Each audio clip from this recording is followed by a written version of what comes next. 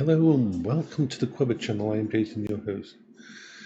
Just cooking the dog some stuff in the kitchen and basically, okay. My new sleeping pattern seems to be really working well.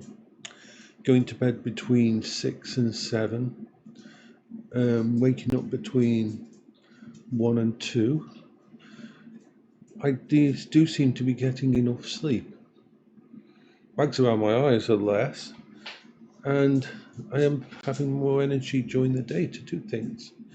So as a long-term thing, it seems to be the way, for some reason, my brain just seems to be able to cope better with sleeping in the period between 6 p.m. and 1 a.m.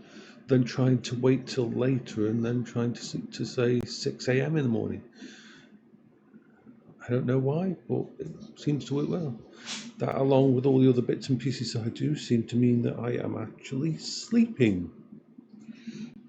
I haven't explained really how I have to go to sleep. Okay, so here goes the sleep routine. First of all, I need to make sure that I've done everything that my brain wants to do. If there is anything that my brain wants to do before going to bed, I've got to do it no matter what.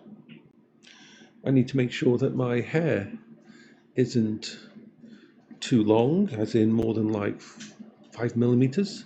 I need to make sure that my whiskers aren't too long, more than like instantly touchable.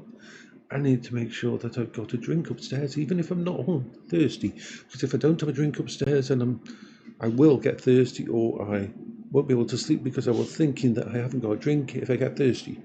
So I have to do all that stuff beforehand. Doggy's just gone outside. I have to make sure that everything turned off is turned off, and I have to double check or triple check the back door and the front door. Make sure the dogs have gone out, all the general things that you have to do before bed. But if I don't do these things, I can't go to bed. I need to make sure there's enough toilet roll in the bathroom just in case I have a bad night. I need to make sure that my phone's recharged, even if they don't need to be fully recharged, and that the batteries are recharged that might need to power them, and that the big batteries in here are okay in case we have a World War III before I wake up in the morning, and so on and so forth. There's lots of things that I have to absolutely make sure there is in place before I jump off to try to get to bed.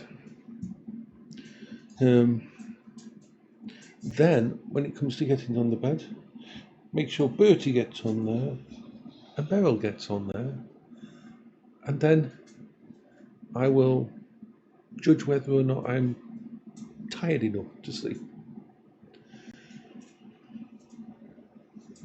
and whether or not my emotional state is of the right kind to sleep. If not, then I will go and try to watch a couple of YouTube videos, or I might try play a game or do something that will just try and level it out. Or I might do some VRchat, or more likely Beat Saber, or I might go on Google Earth and wander around a town for a few hours on my own.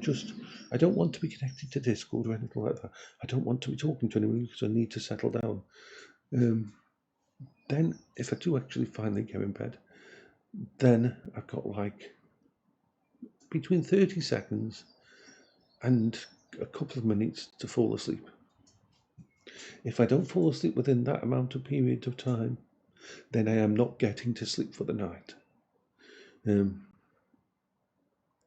And I will wake up a few times during the night, and I have to make sure that I need to make sure that when I wake up during the night, that still there's nothing else on my mind. There's nothing's come up, nothing that will keep me awake. I've got to make sure that I can just go to the bathroom, get a quick drink out of my bottle that's sitting there ready, get back in bed, say within 1 minute, and back to try and get to sleep. I can't stay up. If I stay up for longer than that, I won't get back to sleep.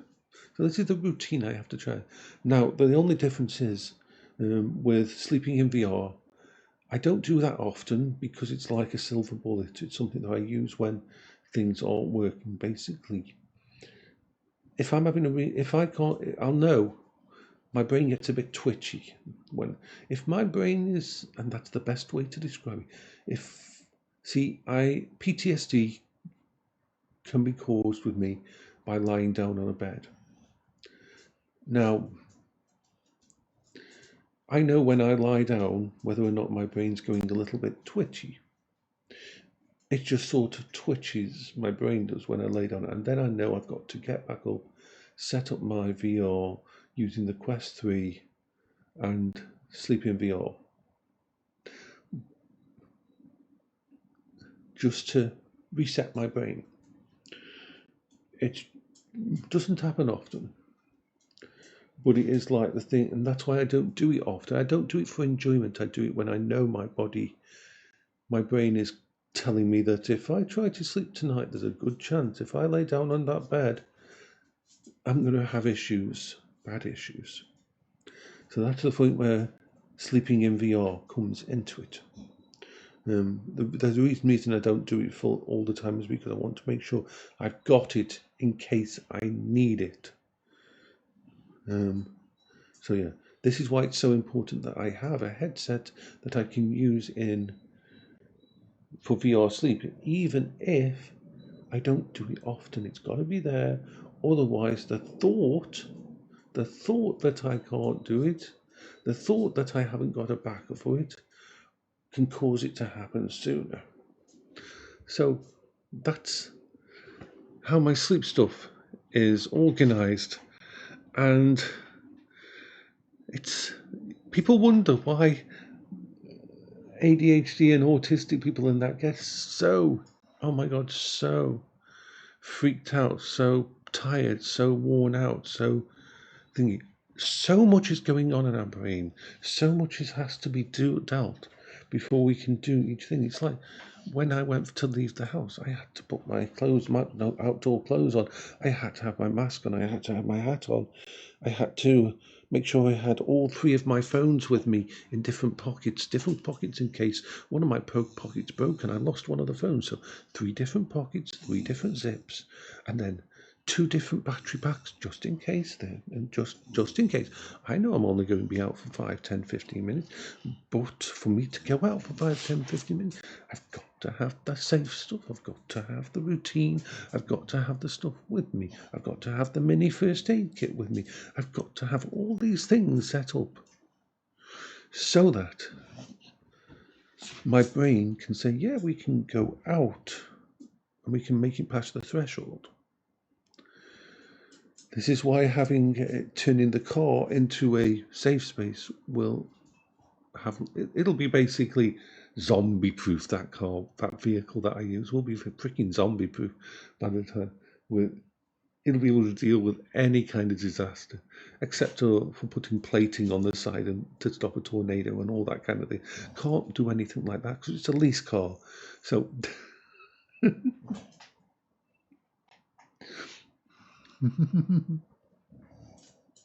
but yeah. So this is Jason for the Weber channel. I hope you're having a good day.